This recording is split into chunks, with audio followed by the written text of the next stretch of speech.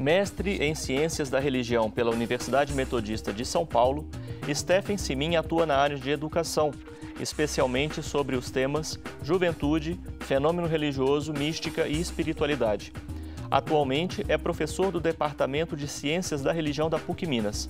Professor de Cultura Religiosa, Stephen Simin é membro do Grupo de Pesquisas em Fenômeno Religioso e Diálogo pela PUC Minas. No Religário de hoje, vamos conversar sobre o tema da sua dissertação de mestrado. Seja bem-vindo, Stephen. Nós temos um canal de diálogo também na internet. Para sugerir um tema, fazer um comentário ou dar a sua sugestão, acompanhe a página Religare Conhecimento e Religião no Facebook. Você pode também ter notícias do programa na página tvhorizonte.com.br/religare. Stephen, o que é a bênção? Né? O que é isso que tantas pessoas buscam, né? E que você estudou lá com as benzedeiras, né? Mas antes da gente falar das benzedeiras, o que é isso que as pessoas vão buscar, né? Uma bênção. O que é isso? Ok, Flávio. Bom, a bênção é um ato corriqueiro, né? Onde geralmente uma pessoa mais velha, ela sempre abençoa o mais jovem, né? Então é um ato onde alguém deseja algo de bom, né? Deseja amor, deseja a saúde, né? O desenvolvimento, principalmente quando é criança, né? O desenvolvimento, a sabedoria daquela criança. Então é um ato que está no cotidiano das pessoas, né? Geralmente quando alguém quer desejar algo de bom para o outro, ele faz essa referência religiosa, né? Onde ele coloca ali uma intervenção entre ele e o sagrado, né? Então esse ato de demonstração de amor. Sim, que se dá entre pessoas, como você dizia, pessoas mais velhas em relação às mais novas. Isso. Entre familiares. Isso. Né? Também entre o agente religioso e aquele que busca a bênção. Mas no caso do benzedor, da benzedeira, né? O que é que se busca? É algo de diferente disso? Tem um diferencial, né? O ato da benzeção, ele já é um ato mais sistematizado, né? Nesse ato da benzeção, a benzedeira ou o benzedor, ele também tem essa intenção de desejar amor, esperança, saúde para outra pessoa, mas ela traz uma série de outros elementos, né, que estão situados dentro de uma tradição religiosa, né? E geralmente as pessoas elas vão buscar o benzedor ou a benzedeira desejando solucionar algum infortúnio, seja pessoal, familiar, e geralmente são ações do cotidiano. É uma doença, então desejam a cura. Pode ser um aconselhamento, de repente a pessoa está vivendo uma situação de desequilíbrio, um sofrimento pessoal, então a benzedeira ela acaba sendo esse alguém que vai acolher, né? Vai compreender o problema daquela pessoa e vai tentar ministrar ali via a experiência de fé, via a experiência do sagrado, a possibilidade dela superar esse infortúnio. Sim. Nós não vamos falar da bênção pelo sacerdote, né? Seja o padre católico, um pastor. Não vamos falar no programa de hoje sobre essa bênção através de uma instituição, como pode ser uma igreja.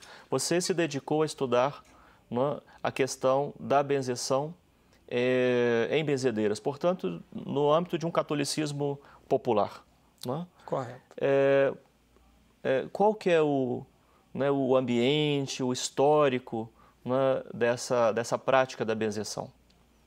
Bom, o ato da benzedeira, né, da benzeção, ele está presente dentro de um contexto de religiosidade popular. Então, o que me atraiu nessa pesquisa foi exatamente entender essa prática da benzeção, que ela está num outro âmbito, né, que é o da cultura popular, da religiosidade popular. Ela sofre uma série de interferências das instituições oficiais, religiosas, mas ela acaba digerindo aquilo a partir das necessidades do cotidiano, a partir das necessidades daquela cultura e constrói, né, uma outra experiência. Portanto, a gente quando olha para a religiosidade popular, em especial a benzeção, nós encontraremos traços dessas práticas oficiais mais ressignificadas, né? Muitas delas mudadas profundamente, né? E o interessante ali é perceber como que esse ato de benzeção ele adquire um reconhecimento social, né? Geralmente, a benzedeira reconhecida dentro de uma comunidade é alguém que traz benefícios para as pessoas, consegue sistematizar e dar respostas para aquelas necessidades que elas apresentam. Sim. Você poderia, assim, chegou, claro, a identificar como são os ritos, quais são os ritos, quais os símbolos que são utilizados no ritual da benzeção? Na prática da benzedeira, a gente vai observar uma diversidade de ritos e símbolos religiosos, né? Como eu disse, nós poderemos encontrar símbolos do catolicismo, né, tradicional, popular, imagens de santos, a referência a santos católicos, né, a prática da oração do terço. Muitas benzedeiras, no ato de benzer, elas estão sempre com o terço na mão, né? Então faz toda uma referência a uma devoção marial, né, a presença dessa experiência marial, né, na vida das benzedeiras. Mas a gente encontra outros elementos, né? A benzedeira, por exemplo, ela articula essa experiência de oração e mística com uma prática de utilização de ervas, né? E as ervas, elas cumprem a função de solucionar algum infortúnio, né? E o interessante é observar que esse uso de ervas, ele vem de uma interpretação ancestral, né? Ela recebeu isso geralmente da mãe ou da avó, né? E essa ancestralidade, ela também acaba compondo esse universo do ato da benzeção. Então, ali ela vai saber qual a erva que ela vai utilizar para tratar determinado mal. Esse conhecimento ancestral também vai influenciar na própria oração, na forma dela rezar, né, e acolher o problema daquela pessoa. E quando eu falo de ancestralidade, a gente tem que entender que ali tem presente, né, a cultura afro, né, uma influência afro-africana, uma influência indígena, e de repente a gente encontra também outros elementos, né, mais contemporâneos, como por exemplo o espiritismo kardecista, né, do século XIX. A gente acaba encontrando alguns resquícios, né, alguns elementos dentro desses ritos. Sim. E você falava dessa questão da ancestralidade, é um saber eminentemente oral, não é? A mãe que passa para o filho, né, por sua vez foi a avó que passou. E tem um relato curioso de uma das benzedeiras que eu trabalhei, na cidade de Belo Horizonte, na periferia de Belo Horizonte, e a casa dessa benzedeira, ela representa o interior, né? Então era como se o interior viesse para a cidade. Uma casa simples, muito simples, com um terreiro enorme, galinhas, porcos, cães, muitas árvores. Ela tinha lá o seu canteiro de ervas. E o interessante é como que ela colocava essa experiência de vida, de benzedeira. Certa vez eu questionei, eu perguntei para ela de onde vinha esse dom. Então ela trouxe um relato gigantesco, né, que a gente poderia comparar a um relato que a gente encontra nos textos apócrifos, nos evangelhos apócrifos, né? Então ela relatava, por exemplo, a origem do bem e do mal, né? Ela relatava uma disputa entre o bem e o mal. Quem era o representante do bem e do mal, né? A representação do bem para ela era o menino Jesus. A representação do mal para ela era o coisa ruim, né? Ela não ousou nem usar o termo diabo, né? Mas era o coisa ruim.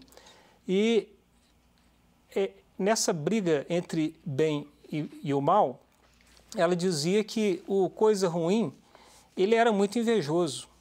Ele olhava para o menino Jesus e tinha inveja do menino Jesus. na medida que Jesus ele trazia o bem, ele vinha desfazendo aquilo que ele fazia, né? Então ela relata que o coisa ruim espalhou doenças, né, pelo mundo, e Jesus vinha curando. E depois ela demonstrou que esse dom que ela tinha naquele momento, ele é fruto de um dom que Jesus deu aos seus apóstolos. Esse dom vinha passando de geração em geração até esse momento. Então, o interessante aí... Até ela. Até ela. E o interessante ali, nesse relato, é que ela pontuava de onde vinha o dom da cura, que não era um dom dela, mas dado por Jesus Cristo, né?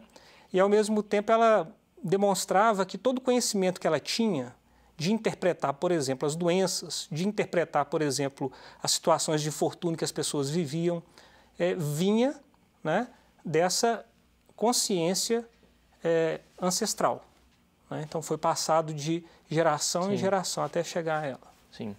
Nós vamos fazer um breve intervalo, vamos conversar mais sobre esse assunto. Nós estamos aqui com o mestre em Ciências da Religião, Stephen Simin. Ele é professor da PUC Minas. Nós estamos conversando sobre benzeção. Um breve intervalo e voltamos já.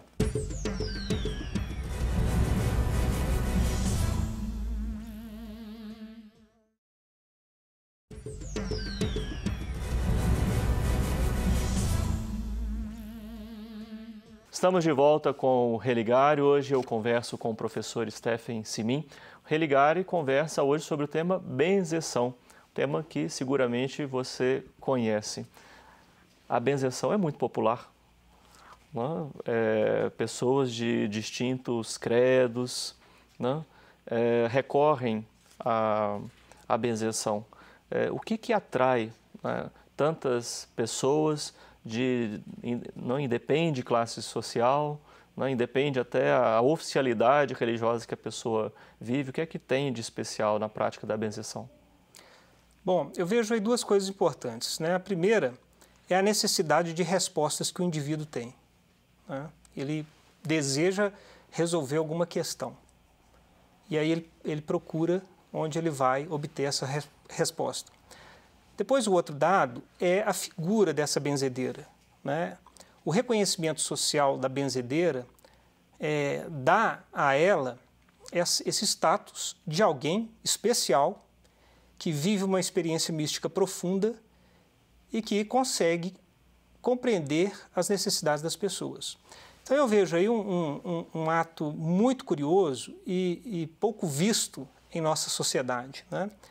Nós temos milhares e milhares de pessoas vivendo no seu cotidiano situações adversas, querem resolver suas questões e geralmente ela não encontra resposta para poder resolver as suas questões. E a benzedeira, ela tem então uma experiência de vida muito curiosa, né? Eu destacaria na figura dessa benzedeira essa experiência mística, que ela é muito curiosa, né? Cada benzedeira que você encontra e conversa, quando ela relata, né, a experiência da benzeção, o dom da benzeção, quando ela pontua que a cura ela não acontece em virtude do poder que ela tem, sim de uma intervenção do sagrado, de uma intervenção divina, é muito curioso perceber que essa pessoa muito simples, geralmente analfabeta, que não está dentro dos círculos oficiais da sociedade, ela acaba detendo um conhecimento profundo, uma sabedoria profunda. E ela é acessível. E principalmente as pessoas mais pobres, necessitadas, elas encontram essa figura que pode responder às suas questões, às suas necessidades. Sim. Como é que é a relação entre a oficialidade religiosa e as benzedeiras e os benzedores? Bom, no passado houve uma perseguição muito forte, né, à figura dessas pessoas que tinham esse ato de benzer. Se recorrermos a uma história, a história mais distante, a gente vai ver atos como, por exemplo, perseguição e caças chamadas bruxas, né? Então, a figura da bruxa lá na Idade Média, ela é muito parecida com essa benzedeira que a gente encontra, por exemplo, dentro da cultura brasileira, né? A benzedeira católica. A gente percebe assim vários traços similares entre essas duas figuras. Então nós temos assim contextos históricos onde as religiões oficiais elas não permitiam, né, nada que fosse diferente, portanto houve aí uma perseguição muito forte. Hoje eu percebo assim que estamos num outro contexto, né? Uma das benzedeiras que eu pesquisei, ela era uma figura muito querida na comunidade, inclusive dentro da estrutura oficial religiosa, né? Ela ocupava inclusive um importante cargo dentro da estrutura pastoral daquela comunidade católica, né? Então ali eu percebia que havia um acolhimento, havia um diálogo entre a tradição oficial, né, e a popular. E nesse sentido eu percebi ali que esse diálogo e esse acolhimento trouxe grandes benefícios para aquela comunidade religiosa. Sim. Você me dizia, antes da gente começar aqui a gravação, que você tem notícia também de benzedeiras evangélicas. Pois é. Muda um pouco o cenário, né? Os objetos, os símbolos, né? Mas há também uma prática de benzição nessa tradição. Exatamente. Aí é importante a gente observar que, quando analisamos a figura da benzedeira católica, você tem os traços, os símbolos muito fortes católicos, né? O terço, os santos, as ervas, a casinha ou o quartinho que a benzedeira acolhe as pessoas, que parece um templo, né, popular. Quando você descobre essas figuras no meio evangélico neopentecostal, essas estruturas simbólicas elas desaparecem totalmente, né? Você não vai ver terço, você não vai ver imagem de santos, referência a santos, referência ao uso de ervas. Mas ela concentra todo, vamos dizer, o dom e aquela experiência que a gente percebe nessa tradição das benzedeiras católicas no ato de acolher e orar por aquele que busca. Ali acontece o aconselhamento, ali acontece essa experiência de uma intervenção divina em a cura, né? Ali acontece uma construção de um novo sentido religioso, né? Então é importante observar que, quando analisamos essas novas formas, né, como por exemplo o neopentecostalismo no Brasil, dentro dessas práticas existem práticas que estão lá no catolicismo tradicional popular. Sim. Você sabe dizer algo da relação entre as benzedeiras e os sistemas oficiais de saúde? Porque quando a pessoa às vezes busca a benzedeira, busca o chá, busca a oração, busca um banho, ou ela não foi ainda ao sistema de saúde, ou ela já foi, mas não obteve resultado. Como é que se dá essa relação que, no fundo, é entre ciência e a prática religiosa? Pois bem, quando a gente descobre que o povo procura muito uma benzedeira para poder solucionar um problema de saúde, automaticamente você detecta que o sistema de saúde, né, ele não funciona, né? A saúde pública ela não chegou nesses lugares. Então você tem problemas onde as pessoas querem solução. E nesses lugares, principalmente no passado, a benzedeira era a referência da cura, né? Então nós temos assim alguns casos muito conhecidos como cobreiro, erisipela, vento virado, mal olhado, olho gordo, né? São expressões da cultura popular que traduzem muitas doenças que a medicina detectou, né, e trata de uma outra forma. Então essa benzedeira ela esteve sempre aí, tentando solucionar esses problemas de saúde. Eu encontrei há mais ou menos 10 anos atrás, em uma cidade do interior de Minas, uma experiência muito interessante, onde o posto de saúde ele liberou uma sala onde as benzedeiras atendiam. Eu já ouvi falar de algo parecido. Isso. E foi uma ação muito interessante, onde a ciência ela entendeu que ela tem que dialogar com a sabedoria popular, né? E quando ela entende isso, eu vejo que a possibilidade de compreender melhor a vida daquele povo, né, a saúde daquele povo, ela é muito maior, né? E aí as intervenções elas são mais eficazes, né? Então, nessa cidade, alguns casos de crianças que chegavam para os médicos, o médico examinava, tentava tratar e a criança não curava. Ele encaminhava lá para a benzedeira, ela benzia e dizia que o menino estava com o vento virado, né?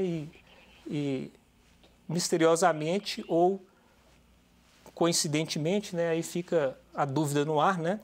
A criança obtinha a superação da dor, né? Essa é a minha próxima questão que eu estou aguardando assim para encerrar o programa com ela, né? Qual que é a eficácia da benzeção? Pois bem, é interessante observar, eu volto a falar, né, desse reconhecimento social da benzedeira. Uma benzedeira que não consegue compreender a dor das pessoas e que não consegue construir junto com aquelas pessoas um sentido para a vida ou uma superação daquele mal, ela automaticamente vai ser, ela vai ser expurgada, vamos dizer assim, daquela comunidade, né? Ela não vai ser buscada, ela não vai ser referência para aquela comunidade. Então, eu vejo a eficácia da benzeção quando você encontra uma benzedeira que está há 20, 30, 40, 50, 60 anos ali, no mesmo lugar, acolhendo as pessoas, benzendo e curando as pessoas, ajudando as pessoas a construir um sentido para a sua vida, né? E superar os seus problemas. Então, bom, diga. E é importante também pontuar que, geralmente, quando a gente pensa na benzedeira, a gente pensa só na questão da superação da doença, né? Muitas pessoas elas buscam a benzedeira para poder resolver questões pessoais mesmo, né? Desde um sofrimento pessoal, um desequilíbrio pessoal, até mesmo resolver um problema. A pessoa perdeu, por exemplo, um documento, né? Eu já vi isso, a pessoa perde um documento, busca a benzedeira, pede a ela para poder rezar, para ela encontrar o documento, né? Então são coisas muito curiosas. Pessoas que buscam a benzeção para poder benzer animais domésticos, né? Partos, tanto de mulheres quanto de animais, o chamado parto demorado, né? O parto que não acontece. Então a benzedeira ela faz aí essa intervenção. Ou experiências muito curiosas no interior, né, onde um benzedor ele é chamado numa fazenda para poder benzer um pasto para espantar as cobras, né, porque há uma recorrência de cobras picando os animais, né, e aí o cara vai perdendo ali um boi, né, um cavalo, e o benzedor vai lá e diz que resolve, né, o problema da pessoa. Infelizmente nós temos que concluir. Eu tenho um arsenal de questões que eu gostaria de continuar conversando. Eu só não resistiria. Você conheceu alguma benzedeira rica? Nunca. Ou que tenha se enriquecido com isso? É só uma provocação para a gente continuar nossa conversa um outro dia. O Religar é um projeto de extensão do Programa de Pós-Graduação em Ciências da Religião da PUC Minas. Para saber mais sobre os nossos cursos de especialização e mestrado, acesse a página pucminas.br/ppgcr.